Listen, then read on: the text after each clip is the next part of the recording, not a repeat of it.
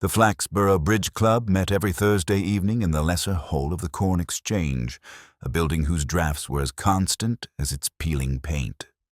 The place smelt faintly of tea-urns, floor polish, and the nervous perspirations of amateurs who had once believed they might master contract bridge, but who now attended chiefly for the company. At 9 o'clock precisely, a silence befitting more solemn proceedings would settle, broken only by the murmurs of bids, the light slap of cards, and occasional exasperated coughs at a partner's foolish sacrifice. That Thursday had begun with the usual flutter of small-town dignitaries. Mrs. Emmeline Raxter, whose roses had recently suffered blight, arrived with a hat suggesting triumphant recovery. Mr. Tegg, a retired draper who still spoke in the tones of a man overcharging for ribbon, had come early to secure a seat at the cornered table nearest the radiator.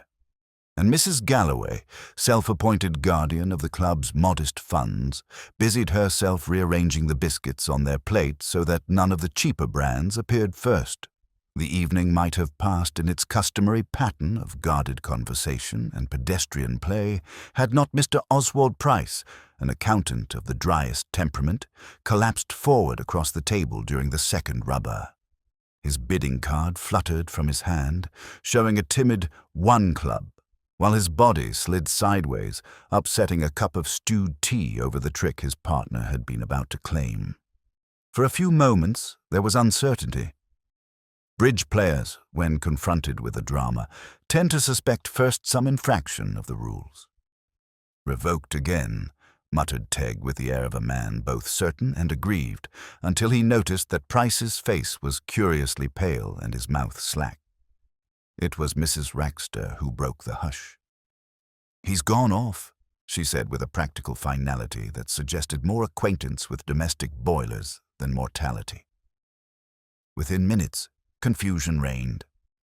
A message was sent for a doctor, another for the police, and a third at Mrs. Galloway's insistence to remind members not to remove their scorecards. This was, after all, still a competition. By the time Dr. Ferguson arrived, the hall was filled with a subdued hubbub of speculation. The doctor's brief examination was followed by a small shake of the head and the remark that Mr. Price had been dead for a short while. To some ears this suggested sudden seizure, to others poisoning by an unseen hand. "Natural causes," Dr. Ferguson said, rather more firmly.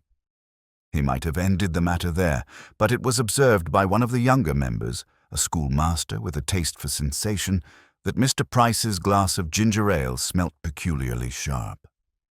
This discovery caused Mrs. Galloway to whisk the glass from the table with such briskness that half the liquid slopped onto her shoes.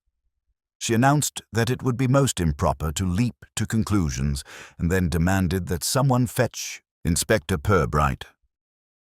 The inspector, when he arrived, seemed to accept the curious scene with his usual mild interest, as though summoned less to a possible crime than to a mildly puzzling village fete. He was a tall, composed figure in a raincoat that bore the memory of many showers, and he listened more than he spoke. He asked no dramatic questions, merely inquired gently who had poured the drinks, who had sat near the deceased, and whether Mr. Price had been in good spirits of late. His manner was so free of urgency that several members felt reassured enough to return to their interrupted games, reasoning that if the police were not alarmed, neither should they be. Purbright, for his part, made a note in a small pocket-book and allowed Dr. Ferguson to repeat his opinion. "Quite probably the heart," said the doctor. He never looked robust. Yet when Purbright's gaze lingered briefly on the ginger ale glass, then upon the anxious face of Mrs. Galloway, there was just the faintest glimmer, not quite amusement, not quite suspicion in his eyes. By 10:30 the Corn Exchange was half deserted. The body had been respectfully removed, and conversation already shifted to the awkward matter of what would become of Mr. Price's unfinished accounts. Only Purbright remained for a few minutes more, standing by the long trestle table where cards lay unsorted and biscuits had gone stale. He did not touch the glass, but he studied the faint ring it had left upon the cloth. To the casual observer, he seemed simply reluctant to step back into the chill night air. To those who knew him better, it was the look of a man filing away one of those tiny, unremarkable details that later prove harder to dismiss than the most solemn medical pronouncements. Flaxborough had never been accused of indifference where sudden death was concerned, and Mr. Oswald Price's collapse at the Bridge Club furnished material that passed eagerly through every conceivable channel of communication before most people had gone to bed that night. The more efficient telephonists, retired clerks' widows with multiple handsets distributed through their parlors, ensured that the news covered a radius of 6 miles within the hour. What had begun as a factual statement, Mr. Price fell dead during the second, Rubberhead, by the third relay, gained more sinister adornments. His glass smelled of poison. They say the doctor is baffled, and, inevitably, the police are involved. By breakfast time the following morning, when the grocer's boy clattered along the high street with his basket, one could hear snatches of commentary from open shop doors and sash windows. "Never a healthy colour, that one," said Mrs. Beamish, leaning out to confer with her neighbour while her cat slithered down the wall behind her. "Still, poison and ginger ale, who'd waste a good bottle on him?" At the bakery, Miss Tuttle, who had been at the Corn Exchange herself, but left early after the first round, was already being quoted as an authority. "She swears blind he had 2 glasses, one plain, one fizzing like cider. And didn't she say he looked frightened when he sat down?" The fact that Miss Tuttle had poor eyesight and a lifelong tendency to embroider was not considered sufficient to discount the claim. Inspector Purbright, meanwhile, was no more hurried than usual. He sat at his desk at 9 o'clock, reading through the brief report Sergeant Love had compiled. Love had attended the Corn Exchange after Purbright departed, collecting statements from those who had not yet gone home. Most were rambling accounts, though Mrs. Galloway stood out for its firm insistence that the entire incident had been tragic but natural and should not cast any shadow upon the Bridge Club's good name. Purbright set the file aside and allowed his thoughts to wander, as they often did, towards the nature of small-town reputations. A man such as Price, neat, punctual, and uncontroversial, left surprisingly little trace behind him save ledgers, penciled annotations, and unpaid invoices in other people's drawers. Yet already, in the retelling, he was being promoted to the status of a man with secrets, enemies, perhaps even habits unsuspected by those who had sat beside him at tea for years. The inspector knew well enough that Flaxborough preferred a crime to a tragedy. It was more stimulating to suspect foul play than indigestion. At 9:30 he buttoned his coat and set out on foot, for the morning was bright and walking allowed him to be waylaid conveniently. The first to accost him was Councillor Sprickett, a florid man whose waistcoat buttons strained against the privilege of civic dinners. He was eager to share his theory. "Sad business, Purbright. Very sad.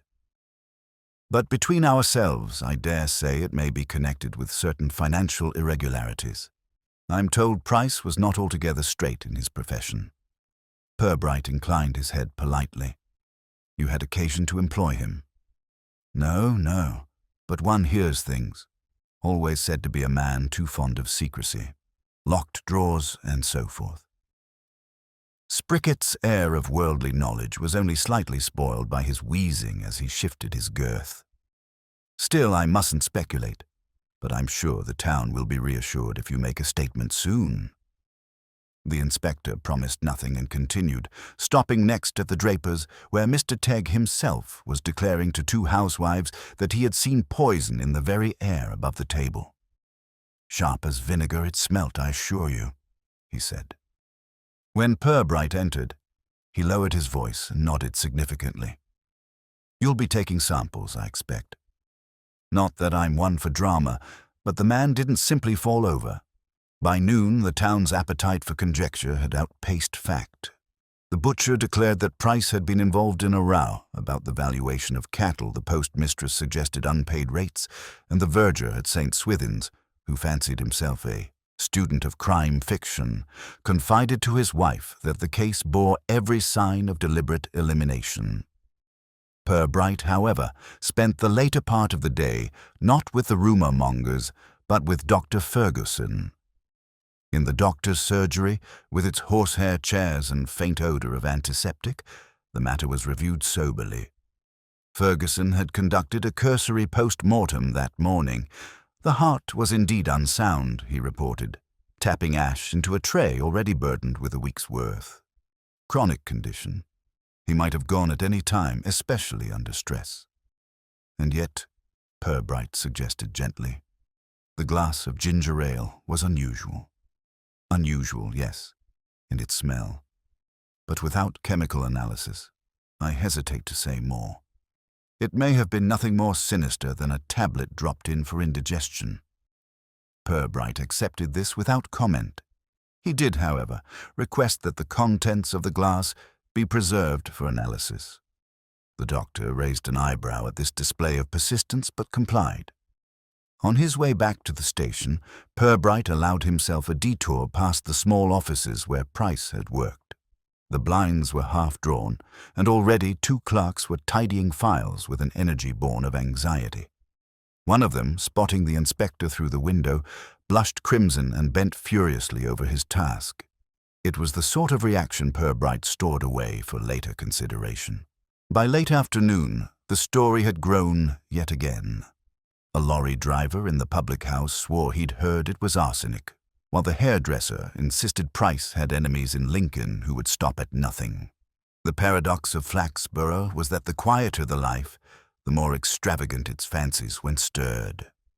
Back at his office, Purbright wrote a brief note for the chief constable, framing the incident as a sudden death of apparently natural origin, though attended by certain ambiguities requiring further inquiry. He was careful not to use the word suspicious, which had a way of traveling faster than evidence. That evening, as the lamps lit up along the high street and sharp shutters rattled down, conversations in parlours and over supper tables still returned to Mr. Price. Husbands asked wives if they had noticed anything odd about him. Wives replied that they had always suspected he was keeping something back. Children were shooed from the room whenever mention was made of poison, which only encouraged them to listen harder at doors. And in the midst of this small-town storm, Inspector Purbright sat with a pot of tea gone cold, looking thoughtfully at the neat line he had drawn under his report.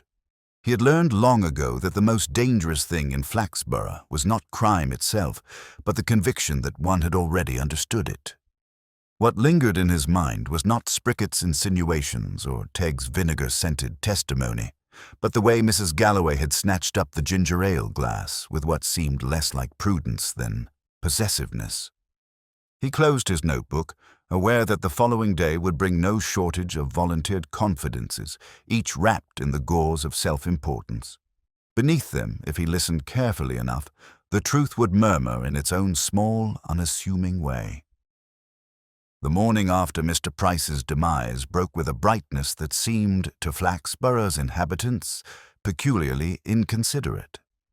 A man had died, apparently in the very act of putting down a timid bid, and yet the sun struck the leaded windows of the Corn Exchange as if nothing of consequence had occurred. The club's caretaker, arriving with his keys and a mild hangover, found the place much as it had been left, cards scattered across green baize, biscuits stale on their plate, and a faint ring of moisture darkening the cloth where ginger ale had stood. He sniffed the air cautiously, half hoping to detect something lethal, but discovered only dust and polish. With a shrug, he set about stacking chairs, muttering that he hoped the police would not insist on cordoning off the place indefinitely. Inspector Purbright, meanwhile, began his day with the deliberate calm of a man who had long ago learned that haste is the enemy of clarity. After a quiet half-hour of correspondence, he summoned Sergeant Love and asked him to arrange a series of discreet conversations with those present at the Bridge Club. Love, whose bulk was more naturally inclined to tasks of lifting than subtle persuasion, groaned faintly, but obeyed. His understanding of discretion consisted chiefly of knocking more gently on doors than usual. The first to attend the station was Mrs. Galloway, who arrived not merely on time but early, with the expression of one come to supervise rather than to be questioned. She perched upright in the chair opposite Purbright and clasped her handbag in both hands, as if it contained evidence against the entire town. "I must emphasize, Inspector," she began, "that the Bridge Club enjoys a long-standing reputation for respectability. It would be most unfortunate if any whispering suggested otherwise. A tragic occurrence, certainly, but we must not let malice distort it into scandal." Purbright allowed her speech to settle into the air like steam from a teacup before asking, in his mildest tone, "You were sitting close to Mr. Price?" "Across the room, though naturally, as treasurer, I was keeping an eye upon the refreshments. It was I who supplied the ginger ale, I may as well admit, though only after another member requested it. I take no responsibility for what Mr. Price chose to do with it." "No one suggested you should," said Purbright gently. "Did you notice anything unusual in his manner?" Mrs. Galloway frowned at this. He was always a solemn man, one might almost say excessively so. "Bridge is a game to be enjoyed, Inspector, not endured." Still, nothing struck me as abnormal. The inspector inclined his head, jotted a small note, and dismissed her with thanks. He did not fail to observe that she had left out the matter of whisking away the glass with unseemly haste. Next arrived Mr. Tegg, radiating the confidence of one whose testimony must surely settle the affair. He leaned forward confidentially and said, "Poison. No doubt about it. Smelt it myself. Vinegar sharp, like I told everyone. Couldn't mistake it." Purbright inquired if he was familiar with the various scents of poisons. "Well, no, not as such. But one develops a nose, Inspector. In drapery, you must sniff out moths before the customer does." "Same principle." "I see," Purbright murmured, pencil scratching a line whose meaning only he would later recall. The parade of witnesses continued through the morning. Miss Tuttle, fluttering and self-contradictory Councillor Sprickett, robust in insinuations, but meagre in facts, and a pair of junior clerks who, though they had scarcely noticed Price's play, reported solemnly that he had looked troubled during the evening. By midday, Sergeant Love slumped wearily in his chair, convinced that nothing useful had been said. "All gossip, sir. Each one contradicts the other. We'll never pin down the truth from this lot." Purbright smiled faintly. "Contradictions, Sergeant, are often more revealing than agreement. People rarely invent the same mistake." After a light lunch at the station, sandwiches wrapped in paper, consumed with the deliberate air of monks at their cloisters, Purbright resumed inquiries, this time outside the police station. He visited the modest offices of Price and Loader, accountants. The surviving partner, Mr. Loader, received him with an expression of mingled grief and apprehension. His spectacles trembled slightly on the bridge of his nose. "A dreadful shock, Inspector. Oswald was the soul of caution, almost timid. I cannot believe he is gone. Our clients relied on him." Purbright's gaze wandered over the office, neat rows of ledgers, pigeonholes labelled with impeccable precision, and a locked cabinet in the corner. He left much unfinished business. Hardly any. He was most methodical. "And no enemies?" "None that I know of." Loader hesitated. "Unless one counts disgruntled taxpayers. But that is a universal hazard in our profession." The inspector asked about Mr. Price's habits, whether he drank, gambled, and entertained friendships outside his routine. Loader shook his head. Regular as a clock. If anything, too regular. He had few amusements unless one counts bridges. This conversation yielded little in substance, but Purbright noticed the younger clerk again, the one who had coloured so fiercely the day before. When addressed directly, the fellow stammered that he had known Mr. Price for years and found him most respectable. Yet his eyes shifted to the locked cabinet before he fled back to his desk. By late afternoon, Purbright had gathered what the town could offer in anecdote, conjecture, and faintly guilty recollections. The sum was meagre, but he had begun. To discern Mrs. Galloway's controlling zeal, Teg's relish for melodrama, the clerk's nervous glance. Back at the station, Sergeant Love voiced what many might consider the sensible conclusion. "Heart trouble, sir. The doctor said so. If you ask me, the whole talk of poison is just people wanting a mystery." Purbright, seated by the window with dusk settling beyond, replied mildly, perhaps. But people's wishes often provide the canvas upon which fact paints itself. The question is whether Mr. Price's death was painted for him or by him. He let the remarks drift unanswered, closing his notebook and leaning back as the lamps flickered on in the high street.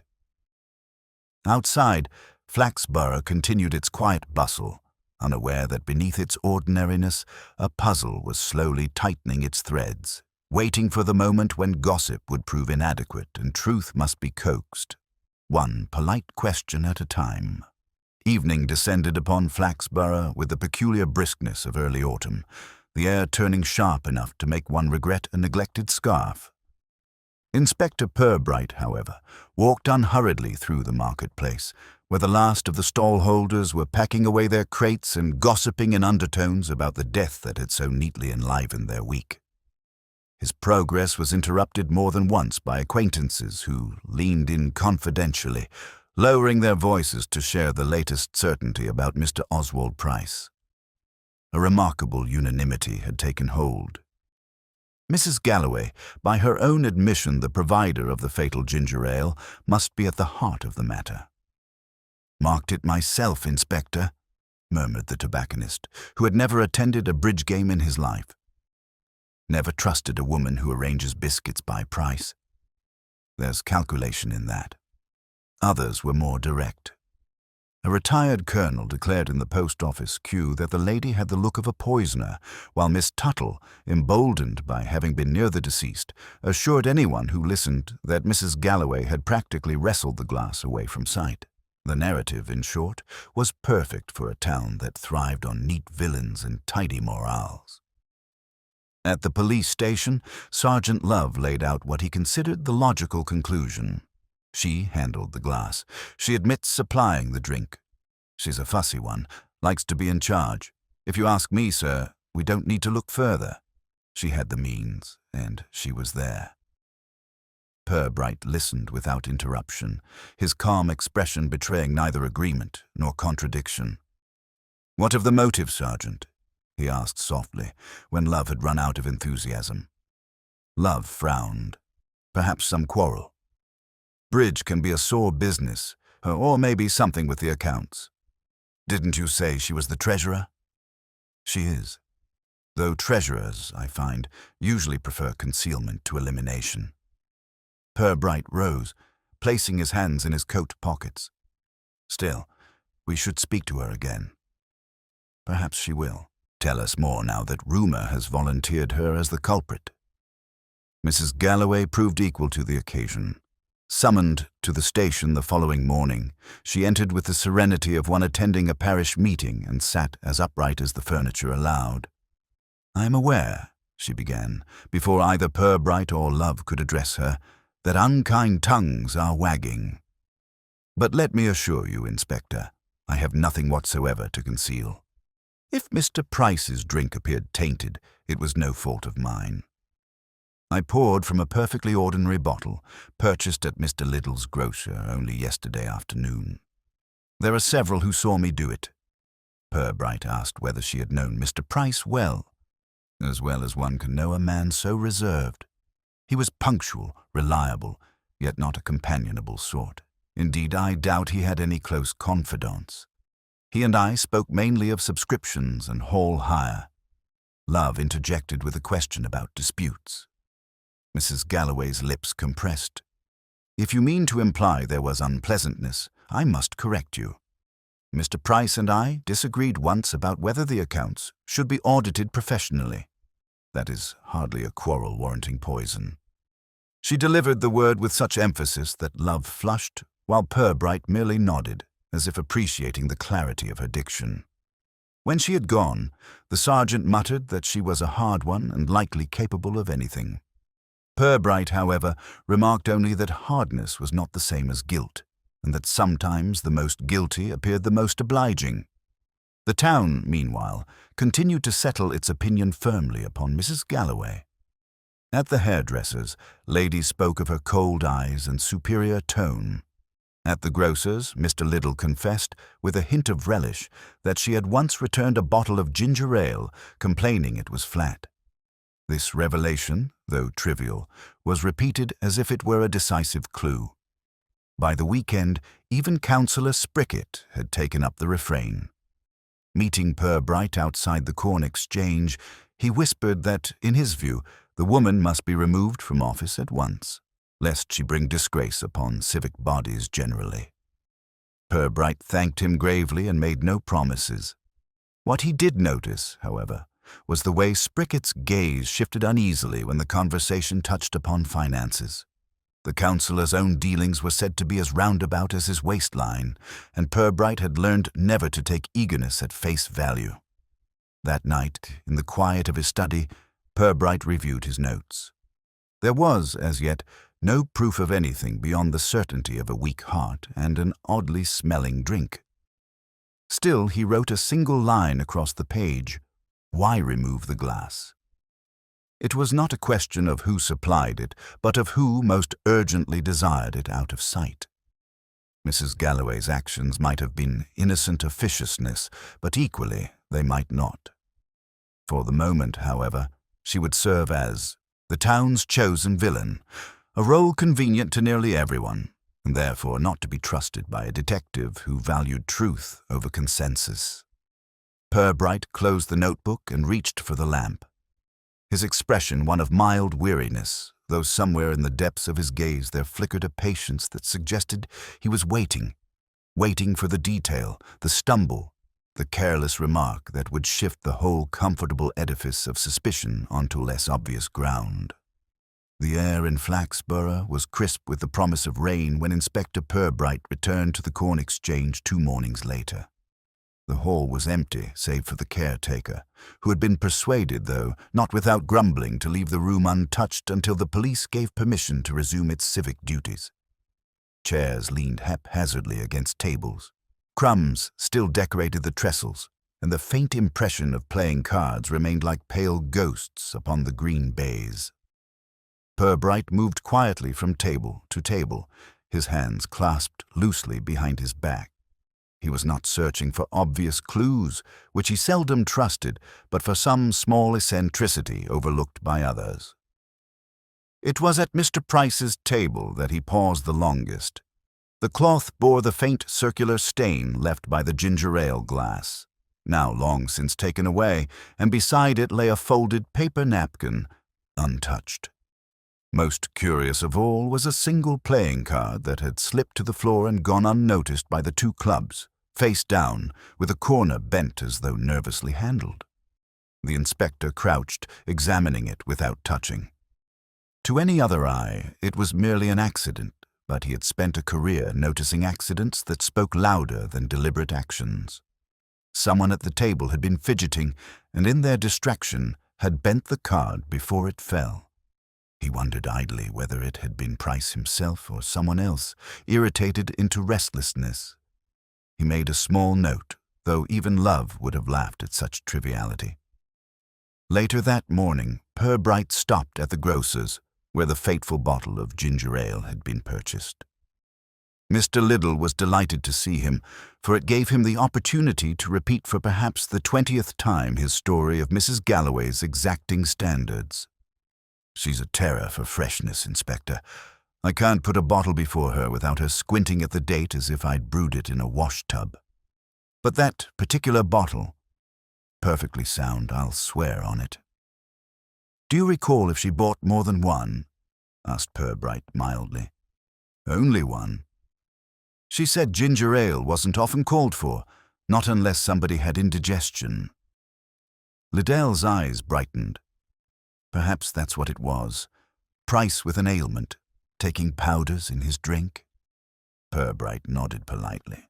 Though he did not record the suggestion, he knew too well how quickly townsfolk mistook conjecture for contribution. What stayed with him, however, was the grocer's. Mention of indigestion not because of its likelihood, but because it was exactly the sort of practical remedy Mrs. Galloway might have recalled and acted upon without any sense of wrongdoing. By the following afternoon, Sergeant Love had grown restive. "We're going round in circles, sir." The town decided she did it. The doctor's still saying heart failure, and all we've got to show for it is a bent playing card. He said the last with the incredulity of a man who doubted his superior's sanity. Purbright did not argue. Instead, he asked Love to obtain the accounts of the bridge club for the last 3 years, including any receipts for refreshments. Love blinked but obeyed, returning later with a sheaf of papers reluctantly surrendered by Mrs. Galloway. In the evening quiet of the station, Purbright leafed through them. There were the usual petty entries: hall hire, biscuits, tea, occasional repairs to folding chairs, and, tucked among them, a small note of reimbursement to Mr. Price himself for stationery and sundries. The sum was modest, but Purbright wrote it down. He had observed that mischief often began with such modesty. The following day he called upon Mr. Loder again, finding the accountant in a condition of nervous eagerness. "Inspector, I must tell you I remembered something. Oswald had complained not long ago of being pressed by a client over a miscalculation. He brushed it aside, but I could see it worried him." "Do you recall the client's name?" Loder hesitated. "I'm not certain it would be proper." Purbright waited, serene as a stone, until the silence grew too heavy for the other man. "It was Councillor Sprickett, a matter of property valuation." The inspector thanked him and departed, his expression unchanged. The town, for its part, still hummed with certainty about Mrs. Galloway, but in Purbright's mind a different possibility began to take shape. The trivial bent playing card, the hurried removal of the glass, the nervous clerk, and now Sprickett's name appearing in 2 contexts where convenience might have preferred silence. These threads were too slight to draw into a rope, but they quivered as if tugged by some unseen hand. That evening, as rain at last began to fall, Purbright walked home through the lamplit streets. In parlor windows, he glimpsed families gathered round wireless sets, teapots steaming, the day's gossip rehashed until it settled into comfortable certainty.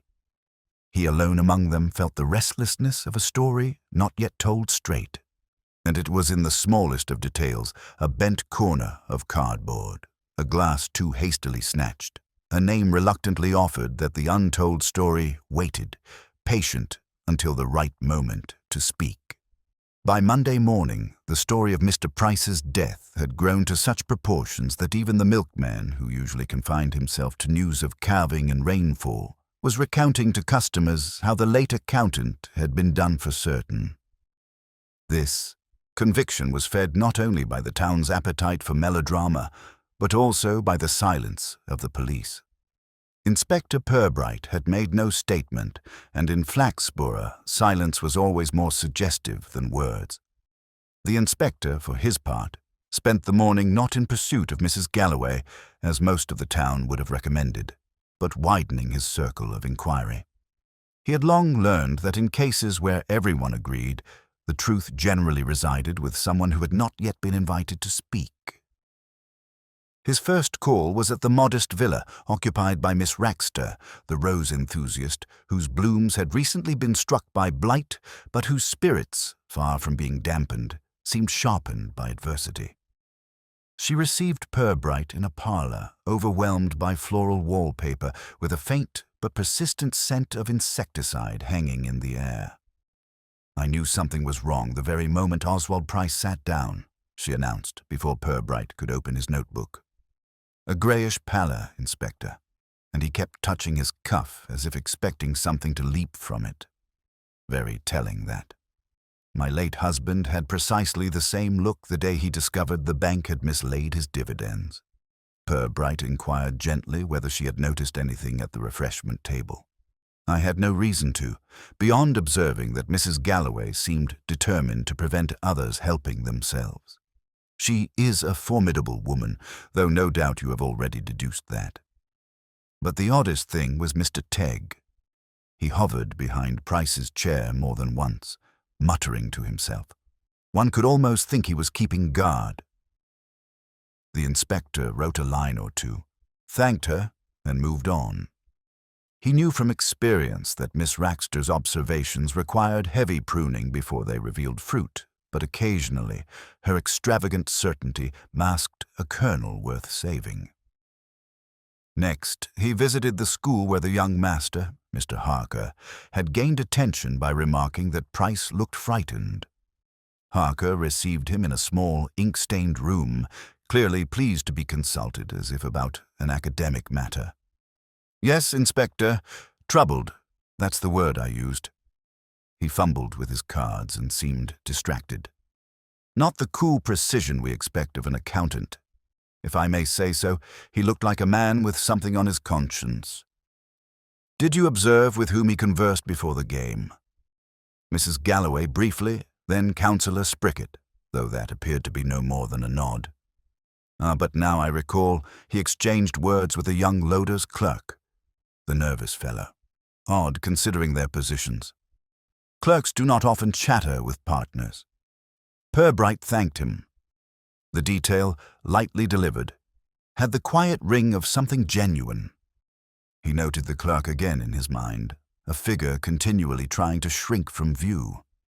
That afternoon the inspector made his way to the public house where drivers and tradesmen gathered, convinced that conversation, among them, often yielded what official interviews could not. At a corner table, a carrier swore he had once seen Price counting notes in his office late at night. Another insisted he had been in difficulties with clients. None offered more than hearsay, yet Purbright stored it carefully. Gossip was unreliable in content, but dependable in origin, and the origins often pointed to those who wished the gossip believed.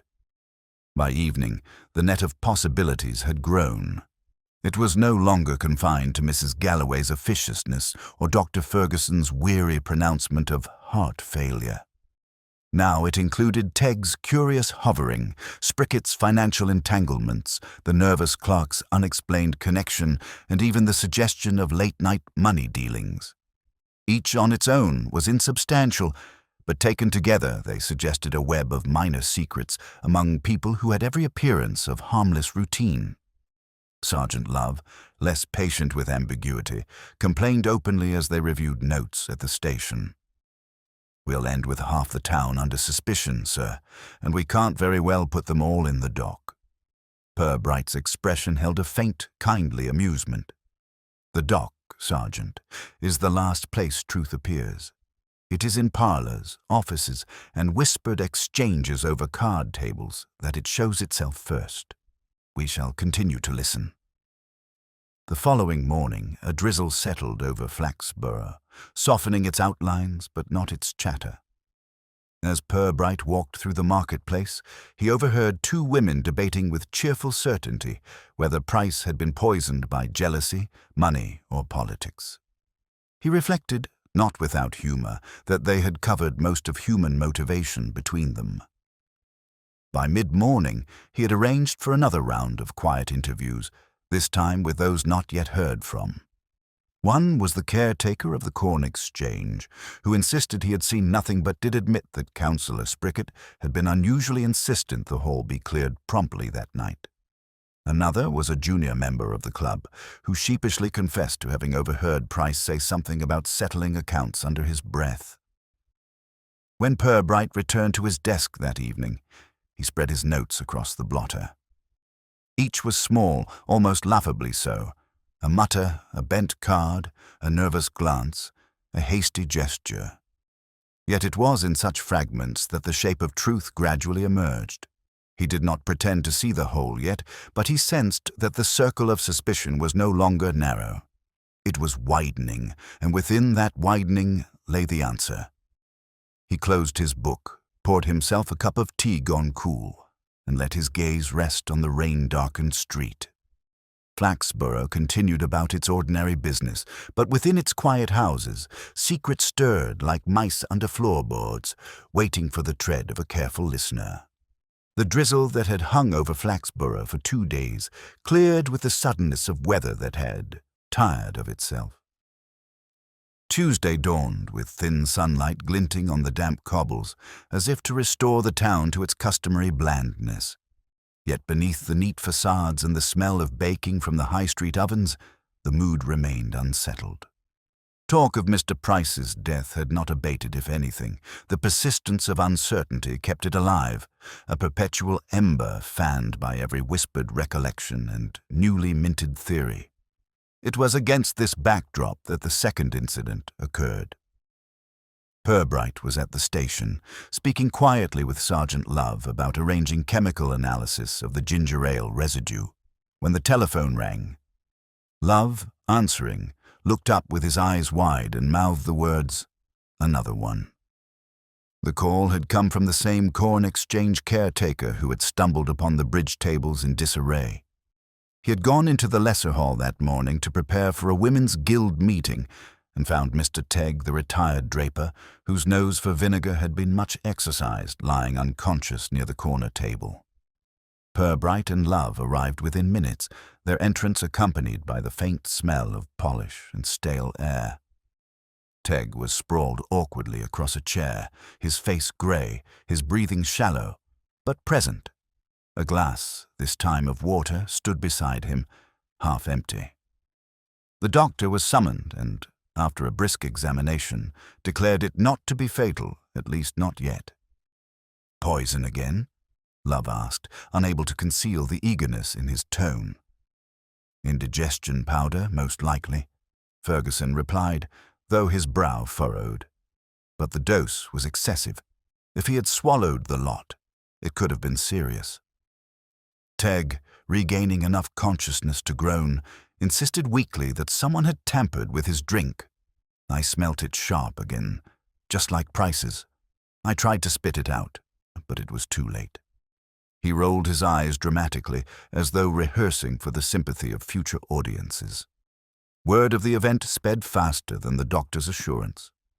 By the time Purbright left the corn exchange, the town was already humming with the conviction that a poisoner stalked Flaxborough's bridge tables. The coincidence was irresistible. First Price, now Tegg. Mrs. Galloway's name remained in circulation, but now it was joined by muttered references to Councillor Sprickett, after all. Hadn't he quarrelled with Price? And wasn't Tegg forever spreading tales about him? That evening the White Hart was thick with speculation. Some swore the poisoner must be a woman, for who else would think of tampering with ginger ale? Others were convinced it was political, with Sprickett at the centre of a clandestine battle over rates and valuations. The younger townsfolk, less invested in civic gossip, preferred to imagine a romantic intrigue. Price, they decided, had been entangled with some mysterious lady, and Tegg had known too much. Each theory was embroidered with such relish that even the least plausible acquired the weight of possibility. Purbright, however, remained unhurried. He visited Tegg later in the evening, finding him swaddled in blankets at home and already enjoying the attention of neighbours who came to inquire about his brush with death. The retired draper relished the role, though he made sure to describe himself as a victim of conscience for having spoken too freely about matters best left unsaid. Pressed by Purbright, he admitted to nothing more specific than having seen Price in a suspicious company some weeks earlier. When asked who this company might have been, he muttered evasively about clerks and councillors before lapsing into a drowsy silence. On his way back, Purbright allowed himself a small reflection. If someone had indeed intended to silence Tegg, the method had been clumsy. The man was boastful, fond of exaggeration, and any attempt upon his life would only magnify his tales. Yet clumsy acts were often more revealing than careful ones. He made a note to ask discreetly about where Tegg had been sitting during Price's collapse and with whom he had spoken. At the station, Love leaned across the desk with a seriousness that suggested revelation. "It's obvious now, sir. First Price, now Tegg. Same hall, same drink, same sharp smell. We've got a poisoner on our hands. Obvious conclusions, Sergeant, are rarely so. Purbright removed his spectacles and polished them with patient care. But I agree we must proceed as though they were true, if only to reassure the public. In the meantime, we should consider what the two men shared besides the bridge. Love frowned, his mind struggling with abstraction. Both gossips, sir. Indeed. And gossip, as you know, is a currency that buys both friends and enemies. The following day, Purbright broadened his inquiries once more. He spoke to the nervous clerk at Price's office, who denied having exchanged words with his late employer at the club, though his manner suggested otherwise. He called on Councillor Sprickett, who blustered indignantly at any suggestion of involvement, while at the same time urging Purbright to keep a close watch on Mrs. Galloway. And he visited Miss Raxter again, who declared, with tragic relish, that she had always suspected a campaign of vengeance against the club by persons unknown. Each conversation added weight not to certainty, but to atmosphere. The town was now convinced of danger, and in that conviction lay both distraction and revelation. For it was in the way people repeated their stories, the haste of some, the reluctance of others, that Purbright began to see the faint outlines of motive. When night fell, he returned to his rooms with a single question turning over in his mind. Had the second incident been a genuine attempt at harm, or merely a performance staged to thicken the plot? Tegg was a man who enjoyed drama and might even invite it, but accidents were seldom so neatly timed. Purbright sipped his cooling tea, listening to the tick of the mantel clock, and reflected that whether real or contrived, the disturbance had achieved its purpose. The town was no longer satisfied with blaming one officious treasurer. The field had widened, and in that widening, the true story might at last begin to take shape. Inspector Purbright was never one to surrender to the lure of immediate explanations.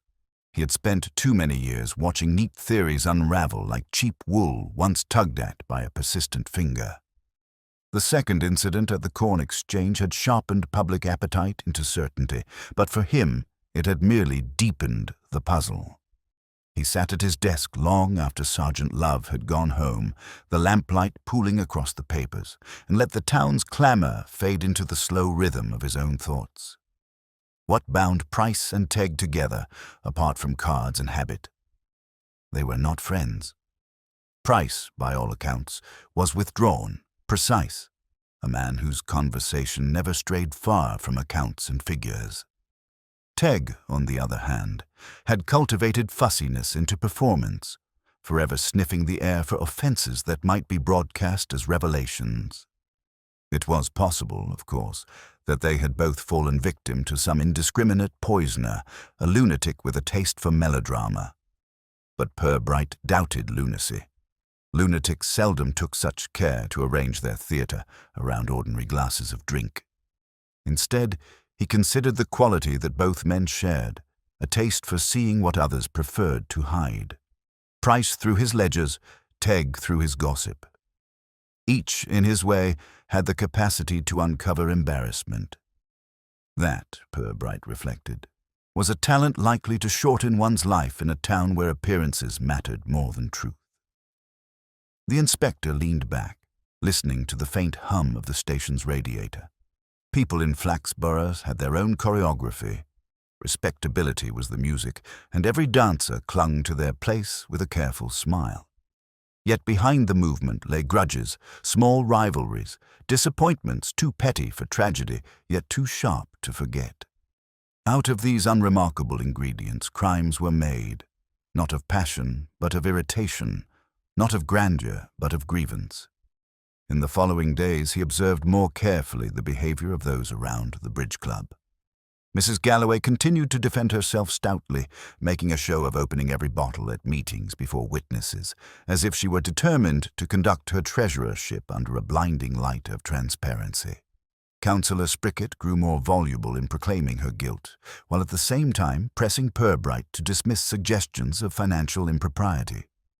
The nervous clerk at Price's office avoided eye contact whenever the inspector appeared, and yet Purbright noticed that he was always loitering near conversations about the case, ears tilted as though collecting fragments he might one day need. There were moments, too, of human frailty that the inspector stored quietly away. He saw Miss Raxter pausing outside the chemist's, her face caught between curiosity and disapproval, as if she wished to ask about poisons but could not risk the reputation such a question might bring. He watched Teg, still pale and recovering, holding court in the draper's shop with exaggerated sighs, clearly enjoying the notoriety of survival more than he had ever enjoyed the safety of good health. And he noticed that Dr. Ferguson, usually curt and unflappable, seemed oddly defensive whenever the subject of analysis was raised, repeating that Price's heart was sufficient cause with a firmness that sounded almost rehearsed. It was in these observations, not in the tangible evidence, that Purbright began to sense the edges of truth. Motive, he mused, was rarely a matter of money alone.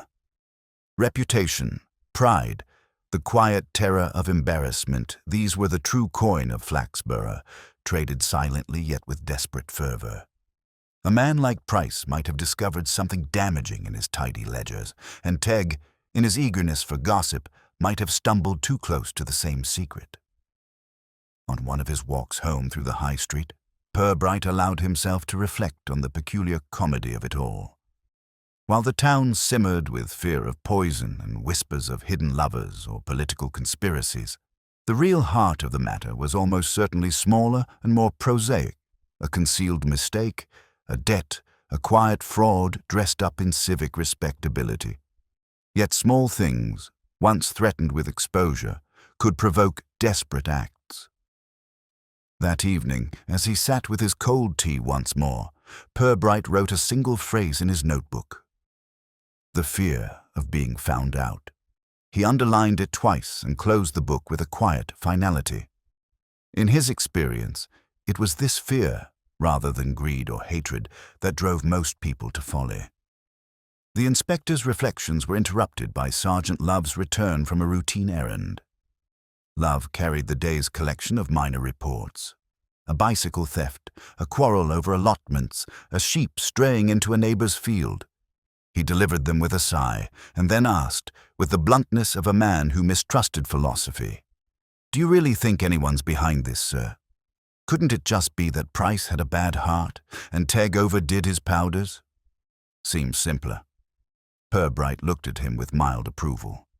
"Simplicity, Sergeant, is admirable in design, but dangerous in deduction. Life resists it.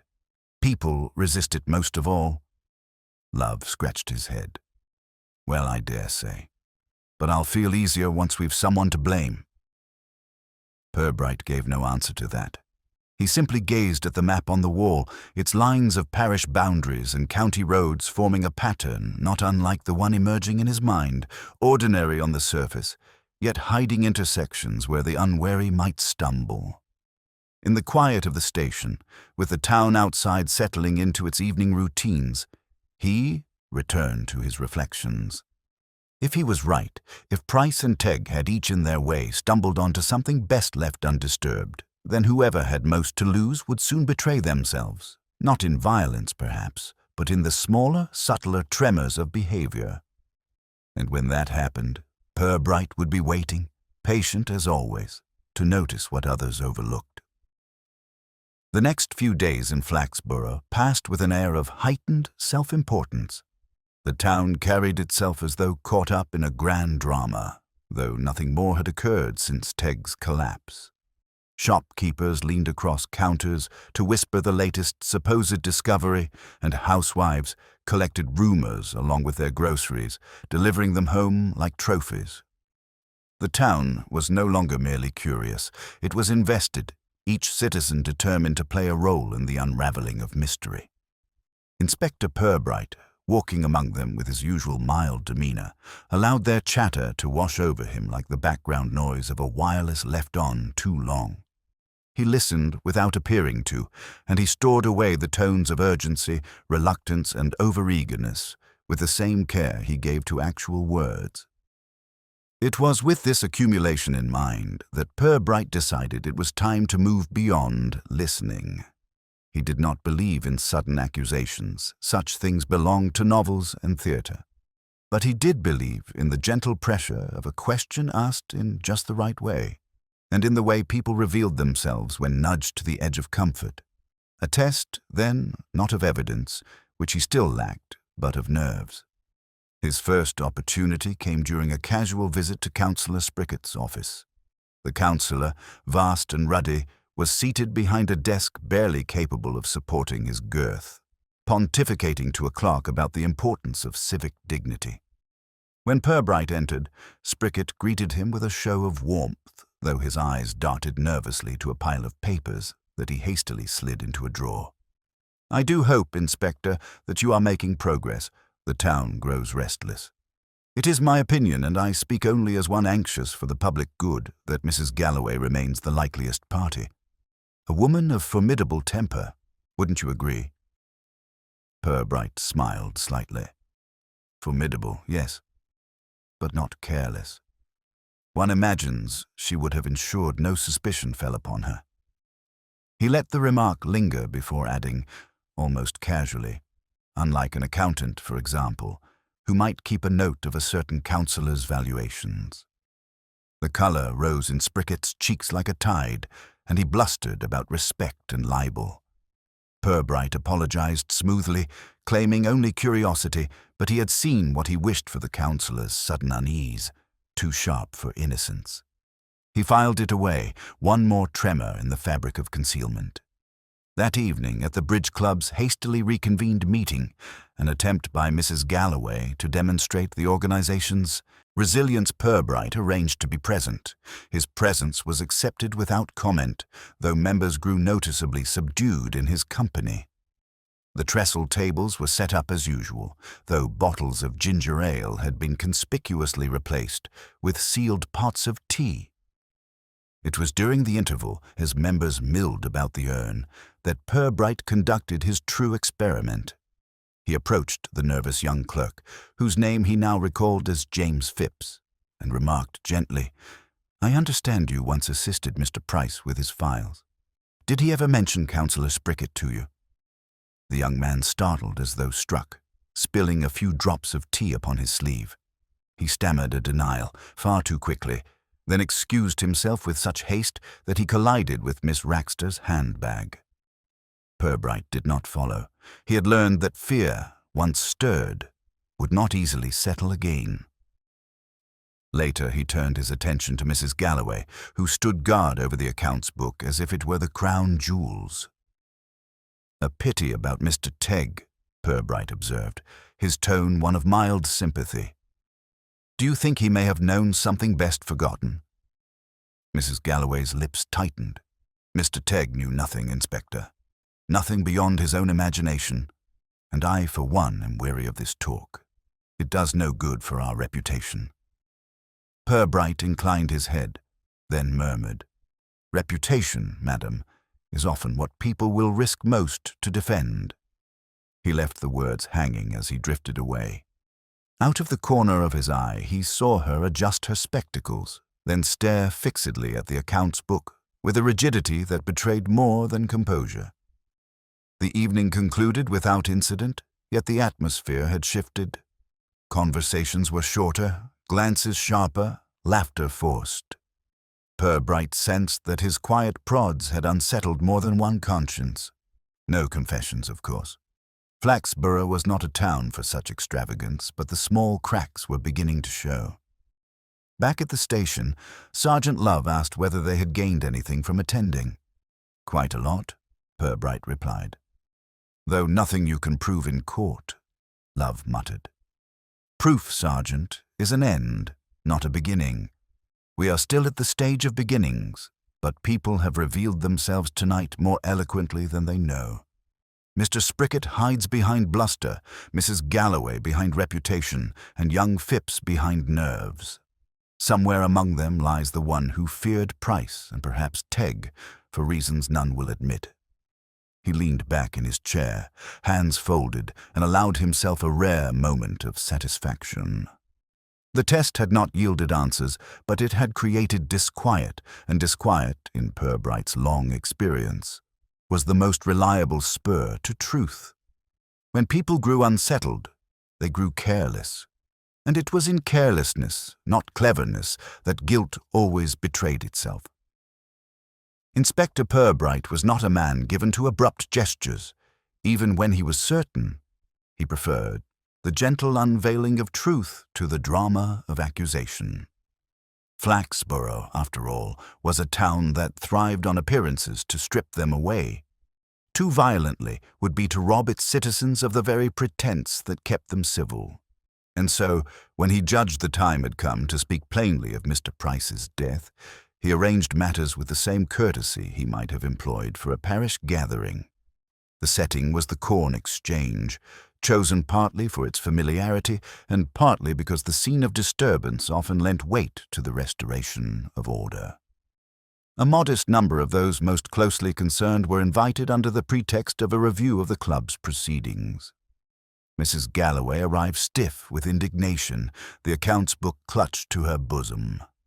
Councillor Sprickett lumbered in with theatrical sighs, protesting that he had no wish to linger on unpleasantness but would, of course, do his civic duty.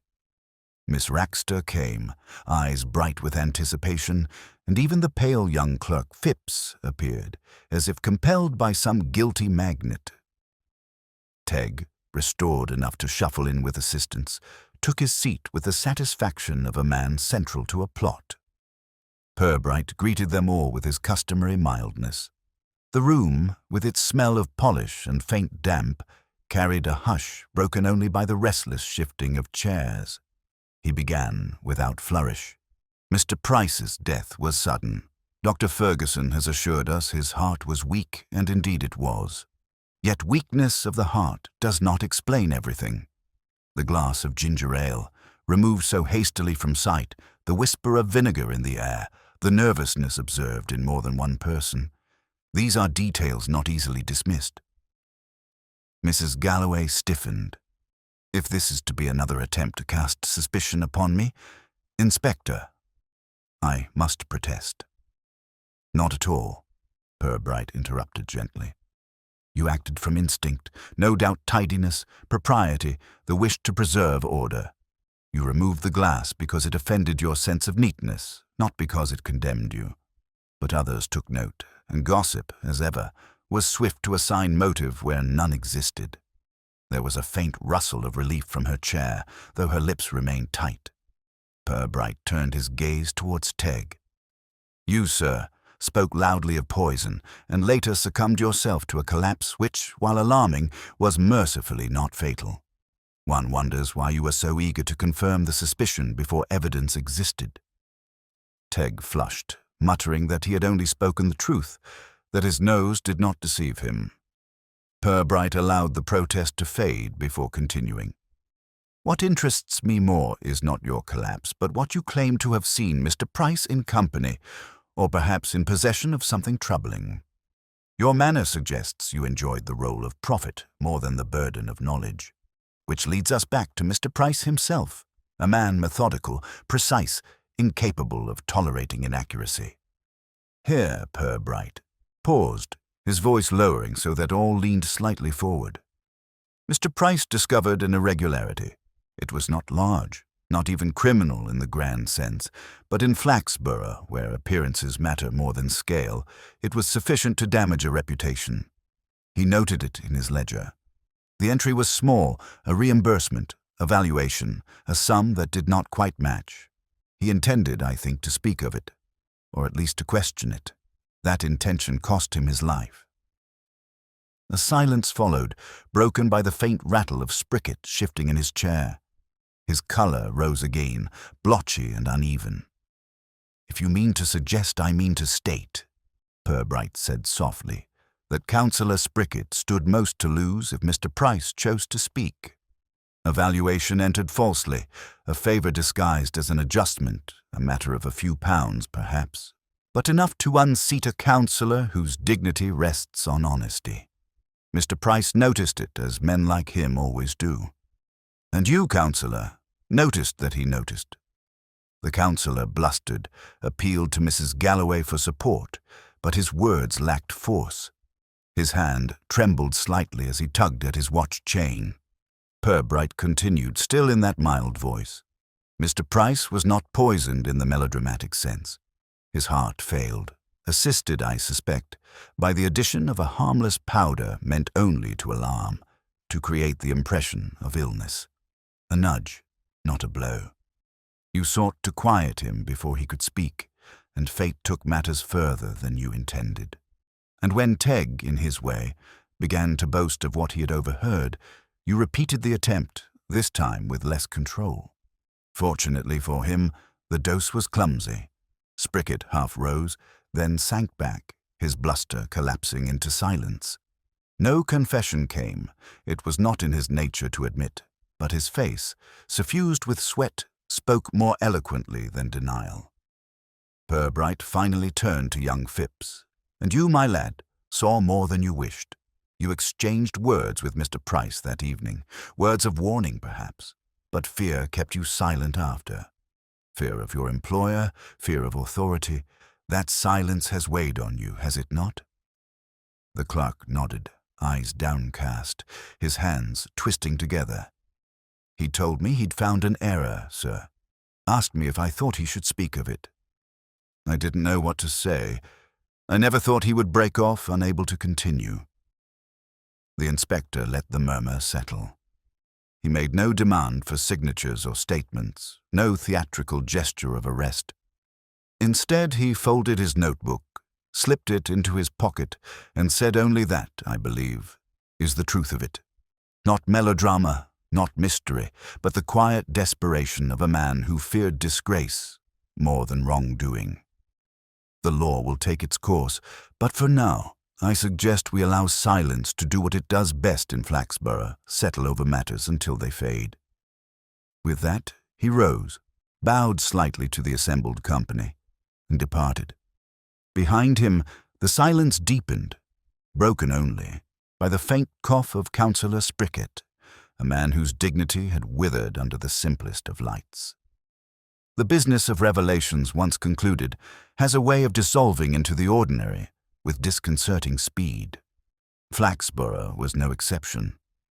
Within a week of the meeting at the Corn Exchange, the fervour of gossip had settled, not because its citizens were weary of speculation, but because the shape of the truth, once given form by Inspector Purbright, left little room for embroidery.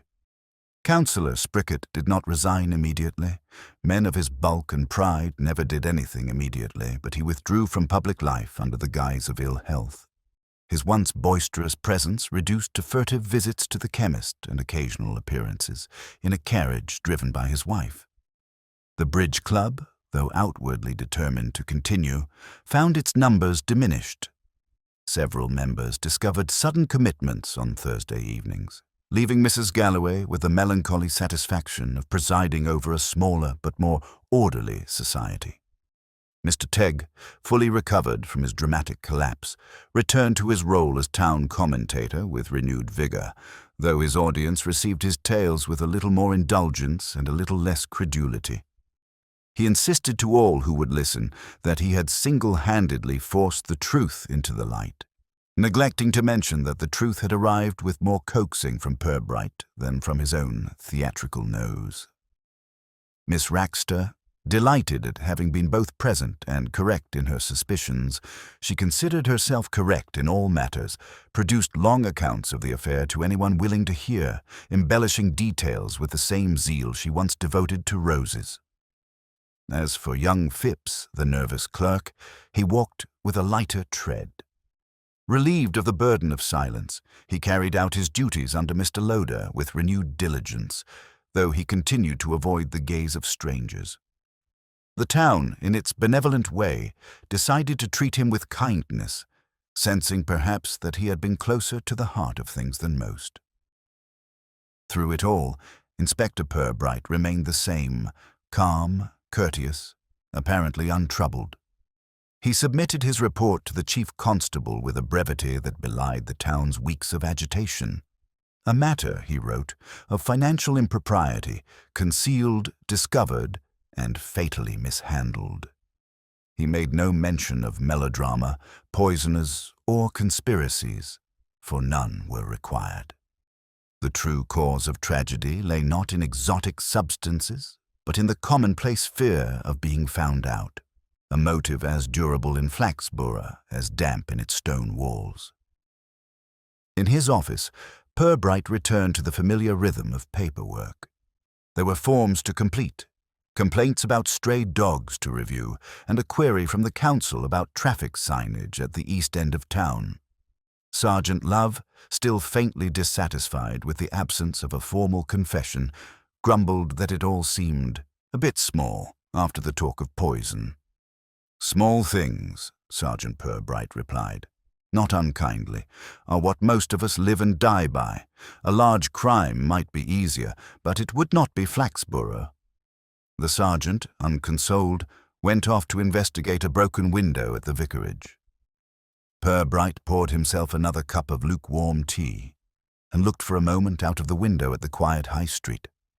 The shop fronts glowed faintly in the late afternoon. Townsfolk moved unhurriedly along the pavement, and the faint sound of a church bell carried in the air. Life had resumed its pattern, its small grievances and smaller triumphs. Yet somewhere, he knew, another secret would be quietly ripening, waiting for the day when a careless word or an untimely gesture would bring it into the open. Purbright did not seek such moments, they came to him of their own accord. He was content to wait, to listen, and to note the details that others overlooked. For in Flaxborough, crime was seldom dramatic, but it was always human, and humanity, in all its modest vanities and fears, was inexhaustible. He turned back to his desk, drew a neat line across the final page of his report, and reached for the next file. The town outside continued its ordinary hum, as if nothing at all had disturbed it.